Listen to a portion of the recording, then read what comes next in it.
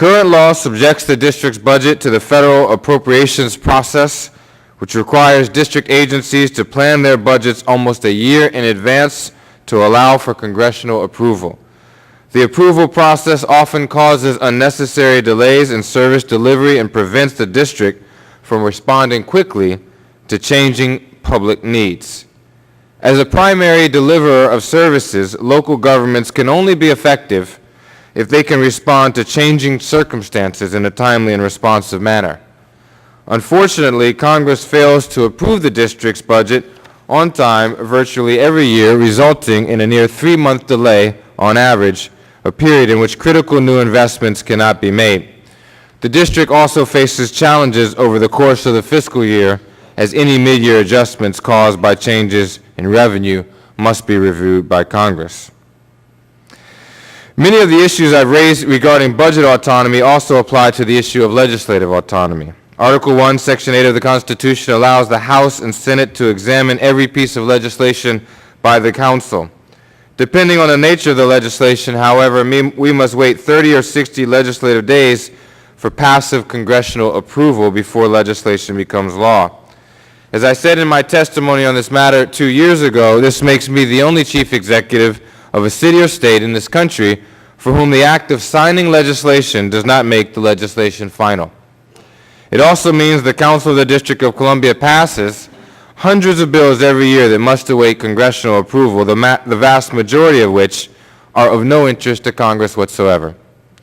The limited legislative autonomy granted by the bill proposed by Congresswoman Norton would maximize the use of taxpayer dollars, reduce inefficiencies caused by a complicated legislative process required to comply with federal law, and allow the district to realize a greater measure of self-government. I urge this Congress to take swift action on these two pieces of important legislation. Thank you for the opportunity to testify today. I'm happy to answer any questions you may have. Thank you. Councilor Gray, Chairman Gray, you're now recognized for 5 minutes. All right, thank you. Thank you very much, Chairman Lynch, and thank you to the ranking member, Mr. Chaffetz, and to the other members who have joined us today. I am Vincent C. Gray, Chairman of the Council of the District of Columbia, and I want to thank you again, Chairman Lynch, for holding this hearing on two important pieces of legislation. H.R. 1045, the District of Columbia Budget Autonomy Act of 1009, and H.R. 960, the District of Columbia Legislative Autonomy Act. I also want to thank my Congresswoman, Eleanor Holmes Norton, for introducing both of these bills on behalf of the District of Columbia. These two bills, along with the District of Columbia House Voting Rights Act, would provide the first real advancement of home rule in the district, which since the congressional enactment of the Limited Home Rule Act over 30 years ago. The district must develop its budget in a time frame that complies with the complicated and lengthy federal appropriations process, as has been stated. The federal appropriations process forces the district to develop its budget months in advance of the time frame needed by the city. In fact, the district has had to adopt the federal fiscal year of October 1 to September 30, when another fiscal year may be more appropriate to the city. The congressional appropriation schedule prevents the district from using more current revenue estimates and expenditure needs that would lead to a budget based on better and more complete data. In the last several years, Congress has granted approval of the district's local budget by the beginning of the fiscal year without approving federal appropriations. But that timely approval is not guaranteed for every year. The approval of H.R. 1045 would provide that guarantee by removing the approval of the district's local budget by the Congress. Under the proposed legislation, Congress would still maintain its constitutionally established oversight authority.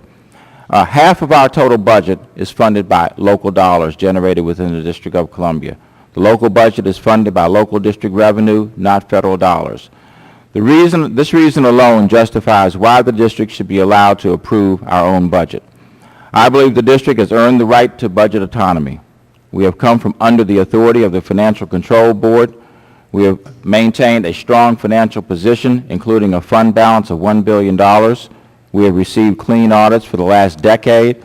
Bond rating agencies have consistently increased our ratings, and we have strong internal financial controls. On the issue of legislative autonomy, After 35 years, the process for enacting laws in the district needs to be revised. This process once again denies district residents the basic right granted to other U.S. citizens, the right to enact our own local laws. What is even more interesting is the fact that 4 territories have been allowed to enact their own laws without congressional review. The current process involves a review period of 30 legislative days for civil laws and 60 legislative days for criminal laws.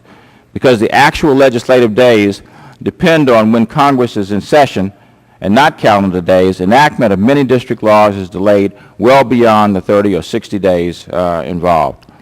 This prevents the city from enacting laws in a timely manner that are important to addressing the continuous and often changing needs of the city. An example of this was enactment by the Council of updated terminology found in the D.C. Official Code, changing the word handicap to disability. The congressional review for this change was 9 months.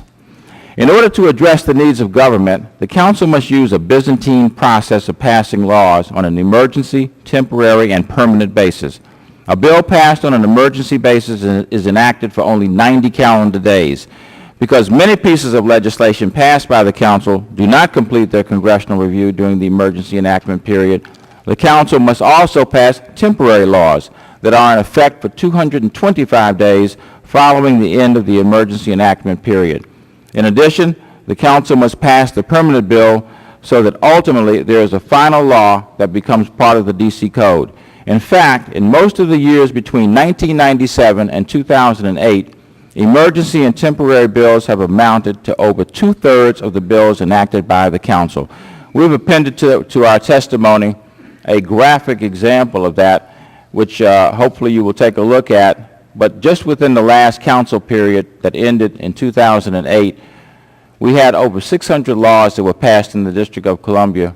465 of those laws were emergency and temporary laws in order to be able to deal with the very difficult process that we face as a result of the current provisions under which we operate. Now is the time to grant the district the right to self-determination, budget autonomy, legislative autonomy, and the right to voting representation. I ask you, Chairman Lynch and the other members of the subcommittee, to grant the district government the self-determination that all other governments in our country enjoy and move our residents more towards full citizenship in this nation. Thank you very much, Mr. Chairman.